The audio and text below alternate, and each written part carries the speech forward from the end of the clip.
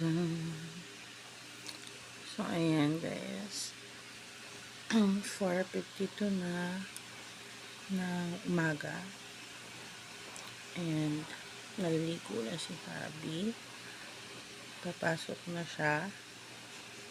And, apparently, umuulan na naman. I think yung bagyo is nandito pa. So, palabas pa lang siya ng vicinity ng Pilipinas. Baby.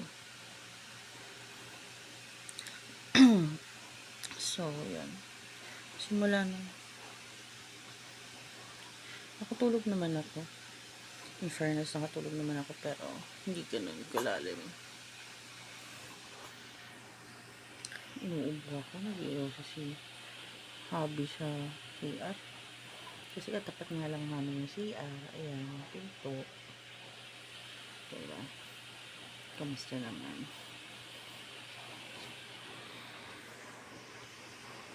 So, pinapatay ko yung electric na sobrang lamig.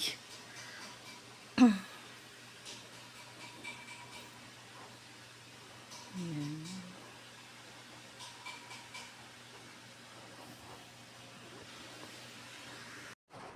So, ayan guys, umalis na si Habi. Papasok na siya. So, nabuo naman namin yung 6 months na pambayad niya sa motor. So, tulungan talaga. So, pera niya at pera ko, hinati namin. And, buti na lang, natanggap ko na ngayon yung year-end bonus since ako ay public servant. Yan, nagtatrabaho tayo sa government. At, yun, yung sweldo ko tsaka yung year-end bonus is pinagsama nila. Ibinigay. Tapos by Friday daw yung Medicare. Tinatawag. So, tatapusin ko lang the whole November and then formal akong magsisend ng resignation letter sa work ko. Una kasi sobrang layo.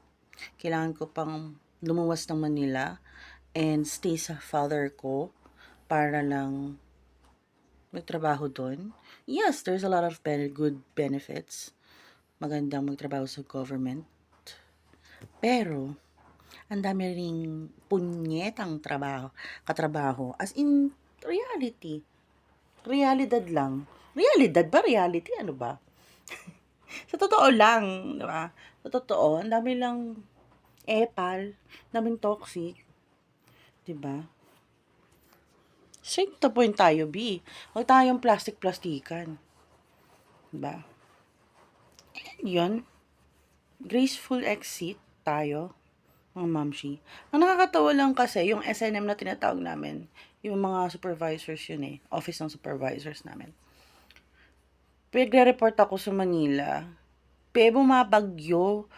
Alam naman nilang taga Pampanga ako, tapos papupuntahin mo ko dyan sa Manila. Hello, lakas ng hangin at ulan dito. So, message ko sila sa Viber na try kong lumuwas. Pero since hindi ako makakaluwas dahil malakas pa rin ang ulan dito, dulot ng bagyong Juan, hindi naman ako makakapunta dun. They want me to report at gumawa ng clearance. Hindi na po ako babalik dyan. And I will never go back after sa mga ginawa nyo sa akin. Diba? Kaya naman saan, may mga bully eh. May mga self-entitled. Diba? Na akala mo pamamana sa kanila yung kumpanya, hindi naman. So anyway, since malamig naman, umuulan kasi, pinatay ko na electric fan. Alam niyo ba guys, kagabi, hinahapo na naman ako, Diyos ko. Hinihingal ako. Pero ngayon okay na. Nakakahinga na ako ng normal. So, it's okay. Ano pa ba? Wala, nagugutom ako. Parang gustong kumain ng a little bit lang kasi baka tayo ay atakihin na naman ng acid reflux. So, titignan ko kung anong makakain natin sa ref. Dahil ako'y gutom na. Pero masyado pa kasing maaga. Sobrang dilim sa labas, guys. Oh, diba? Sobrang pagtitipid sa kuryente ni Manang.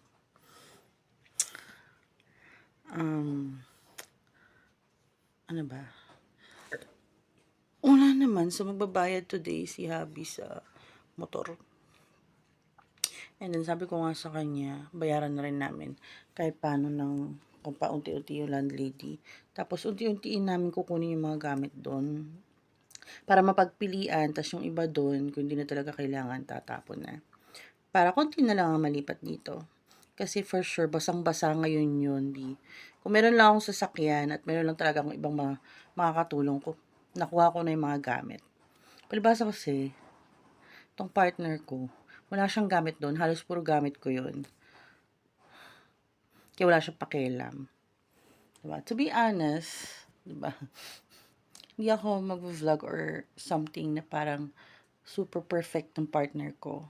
So, my partner is not a fully good provider. Alam niyo ba yun, guys? Yung pumapasok lang siya, pero hindi ko alam kung saan napupunta yung sweldo niya. Diba? Totoo lang. So, ayun lang, guys. Kulay pula yung langit. Or dahil kasi mag-uumaga na. Anyway, mag-breakfast na kayo, guys. Good morning, good afternoon, at good evening sa inyong lahat. Sa mga nanonood dyan, kung nasan dako ka man ng mundo. Yan, so, diba? I think nakalabas na si Bagyong 1 or andito pa, I don't know. Hindi na kasi ako nakapanood ng balita. Pero wala pa rin pasok today ang mga bata. Kasi nga, umuulan pa rin. May bagyo pa rin. And, ang balita ko is may bagyo na namang parating. Diba? Ano ba? Hindi na natapos ang bagyo. So, sana 2026 is maganda ang pasok. Actually, guys, 2025 namin, hindi ganun ka-good. Ang maganda lang na nangyari sa 2025 is, gumawa si Lord ng paraan na makapasok ako sa government hospital. Of course, with help ng mama ko at saka yung friend niyang hindi ko alam. Basta yun na yun. Ano, 'di ba? Na makapasok doon as a empleyado. Pero wala akong pinasok, B. Kasi nga buntis ako at masaya ng pagbubuntis ko.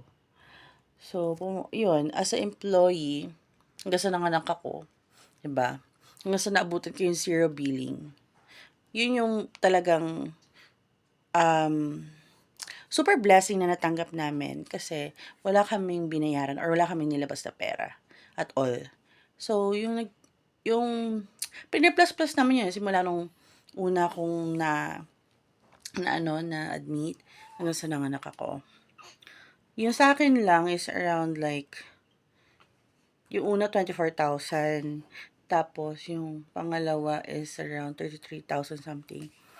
Tapos yung na-discharge yung baby ko dahil nga premature, ang daming mga ginastos sa kanya, or ginamit sa kanya, I mean, is around, in total is around 300,000 mahigit.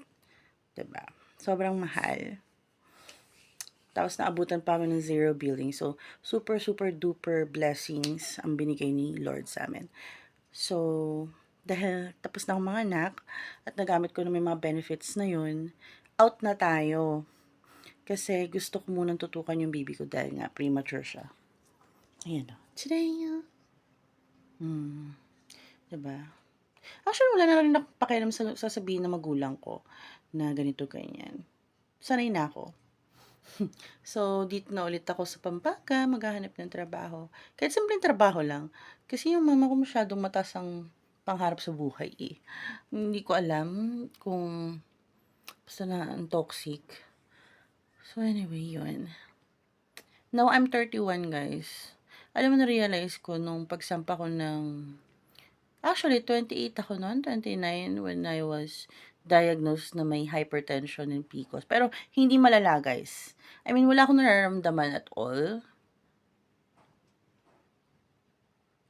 Normal lang yung daily life ko noon. Pero, nung pagsampa ko ng 30, parami mga nararamdaman ko, yung sakit ko. Yeah, may asthma tsaka diabetes type 1 na rin pala ako. Genetic. I got it from my mama. So, yun. Alam mo yun, lumabas na lahat sila. Sabi ko nga, ang bata-bata ko pa, nasa line of 30s pa lang ako. Tapos lumabas na kayong lahat. 'Di ba? Parang, ang hirap gumalaw, guys. Ang hirap kumilos, ang hirap. Alam mo yun, kasi nag-a-adjust ka ng nag-a-adjust. Dahil sa sakit mo. 'Di ba? Maraming mga pagkain na gusto kong kainin, pero minsan ko na lang makakain. Tapos may mga activities ako na hindi ko na magagawa normal. Like, pag napagod ako, hinihika ako, hinahapo ko, nagso-short of breath ako, gayon, ganyan. Tapos, ano pa ba? Yun, basta marami akong, sakit na nararamdaman. And 31 pa lang ako ngayon ha, take note yan. So, ang hirap. So, manonood lang muna ako ng YouTube kasi hindi na ako makabalik sa pagtulog. And pinapawisan ako sobra, pero ang lamig ah. Pawisin kasi ako eh. Para akong si Papa. Mabilis magpawis. Pawisin sobra. So, anyway, worth it talaga tong clip na ilaw na to kasi gabi nag-brown out na naman. So, anyway, ayun lang guys. Nood lang muna ako ng YouTube. Mag-iisip ko anong lalamunin. So, yun. Ayan guys. So, naglilamos na pala ako. And, yan, mas lumiwanag na. Kasi, maliwanag na sa labas. And, pero bukas pa rin itong ilaw ko. So, patay na natin.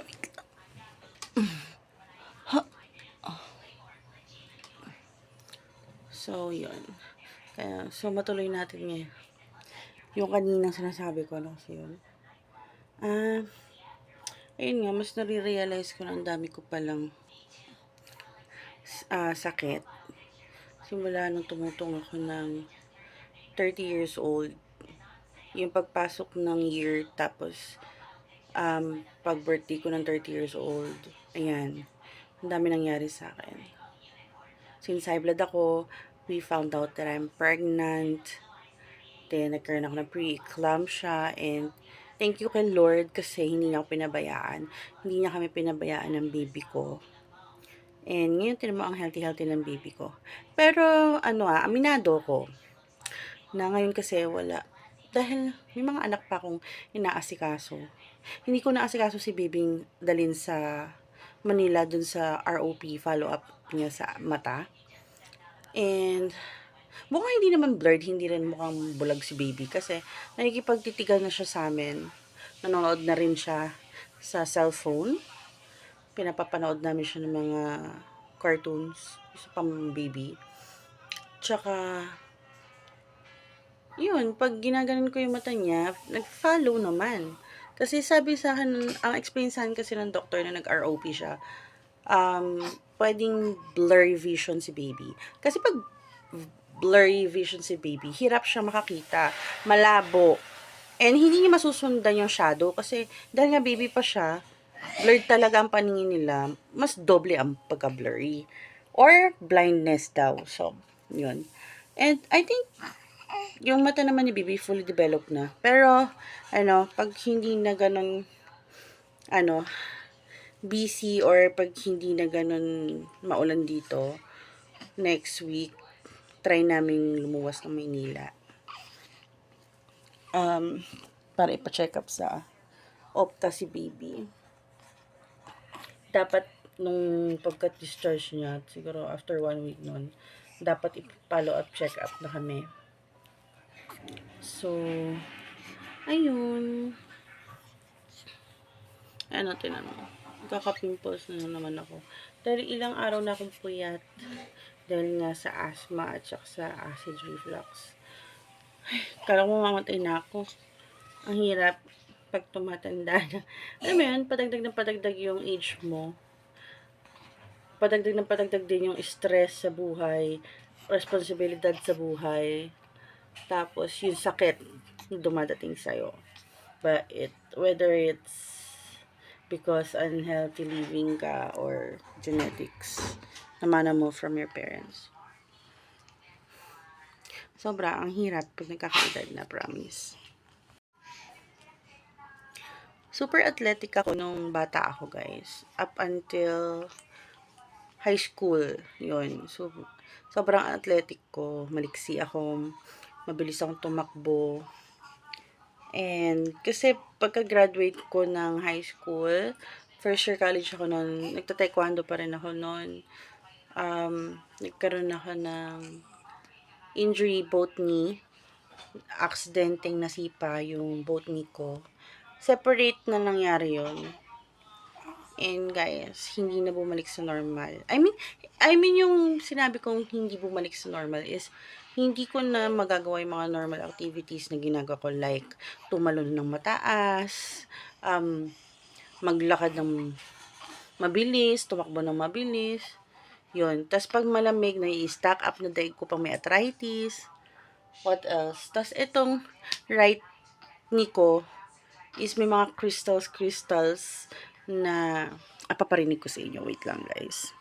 Ito. Narinig nyo pa? Yan, parang may crystal sa loob. Yung, alam mo yung pag may arthritis or gout. Yun. Pero wala akong arthritis and gout, ha? Yun. Yun yung, permanent damage ng knee ko. So, nag-stop ako mag-taekwondo. Unhealthy living na ako. Barkada, inom, ganon. Yung nangyari sa akin noong college. Hanggang sa nagkapunye-punyeta na yung buhay ko, guys. Hanggang sa naging single mom ako. Yun. Sobra. And hindi ako nakinig sa parents ko. Yung sa part na yun, hindi ako nakinig sa parents ko na yung unhealthy living ko ng kabataan is lalabas pagtanda. So, ito na. I'm 31 now. And ang dami ko nang nararamdaman. Which is dapat paramdaman ko kung nasa 40 or 50s na ako. Pero 31 lang ako, girl. Bata-bata ako pa. So, anyway, ayan. Pinalitan ko na ng diaper si baby. Ayan, o. So, antok na naman siya. Binili ko to, guys, sa TikTok, o. Very convenient. Tapos, ang daming, yung mga kailangan ko at lagi kong ginagamit sa kanya, like thermometer, tapos itong pangkuha ng kulangot at sipon, tapos itong medicine dropper. Yan. Itong room temperature na to, hindi ko alam kung totoo to. Kasi hindi naaalis dun sa 20. So, fake yata yun.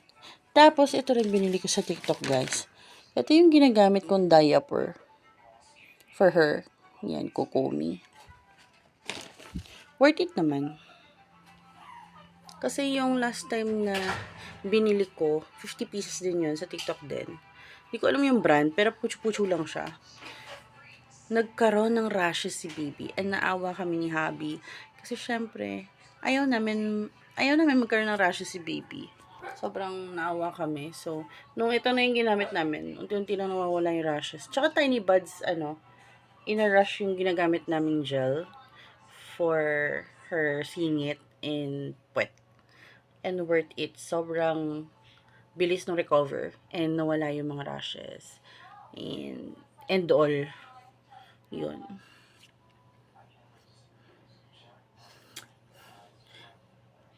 May naging friend ako dito sa Pampanga nung nagpagupit ako ng hair.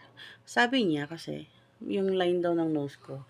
So, kung nagpa-rhinoplasty ako or yung, thread? Something thread ba yun? Hiko? Nose leaf? Ganon? Hindi ko alam ang tawag doon, guys. Ayan, o. Totoo po yan. Totoo po yung nose ko. Matangos ang ilong ng dad ko and sa side din ng dad ko, matatangos yung ilong. Malaki siya na the way na mukha siyang malapad pero pag gumilid or makikita mo yung nose line, matangos. So, matangos ang ilong namin. Ako naman, maliit ang mukha ko kasi. Tapos, yung ilong ko malapad ng konti. Pero matangos.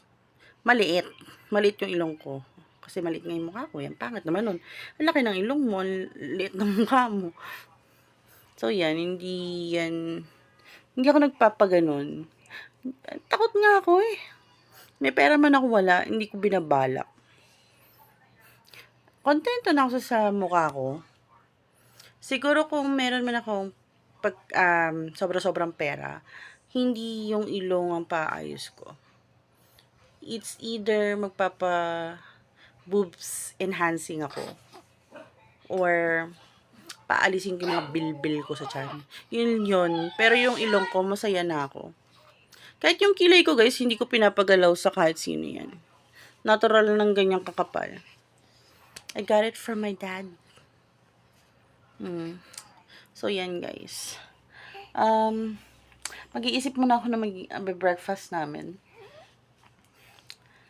And siguro baka umiglip-iglip muna ako kasi inaantok pa ako. What else? Medyo kumalma na ang weather for today's video. So yun lang. Buti nga malamig-lamig ang weather. Mas gusto ko to, yung ganitong weather, maulan. Wag lang yung sobrang bagyo ha. Pero yung maulan, tas cold weather, good sa akin. Pag mainit kasi, irritable ako, tsaka feeling ko lagi akong malagkit. Kahit naman kayo guys, di ba? And dati, gusto ko yung summer kasi lumalabas kami, sinasama ko ni mama sa mga outing-outing. Ngayon kasi, since sa bahay lang ako at dakilang ina tayo, hindi ko na nai-enjoy ang summer. Hindi ko na nai-enjoy. So, yan. Pero pinabukas ko na yung aircon ngayon kahit malamig sa labas. Pinabukas ko yung aircon. Mamaya papatay ko kay Kuya Nathan. Pag lumamig-lamig na yung bahay. Yung singaw kasi from floor ng labas, after umulan, mainit ang singaw guys. Hindi ko alam kung bakit. So, ayun lang. Good evening guys. Beauty rest. So, yung asawa ko. Diba? Laki ng tiyan. Ang laki ng tiyan ng asawa ko. Kita nyo? Diba? Kita nyo?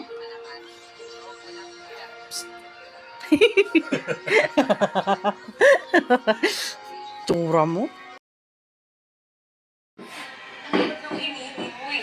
Hindi madaling gawin yun eh.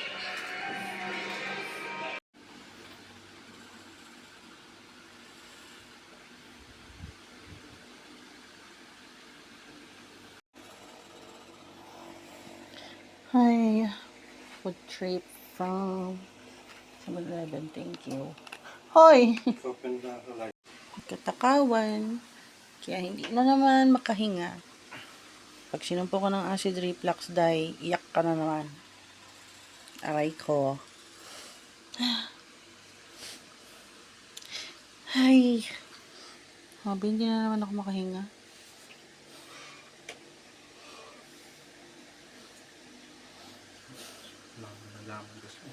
Oo, dapat na mukha ako.